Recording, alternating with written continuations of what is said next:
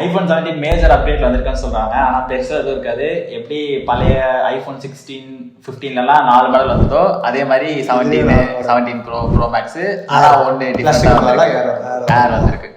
இப்போ இதுலயுமே வந்துட்டு பாத்தீங்கன்னா 35 வாட் சார்ஜிங் ஸ்பீட்லாம் ஏதோ லீக்ஸ் ஆயிருக்குன்னு சொல்லிட்டு இருந்தாங்க.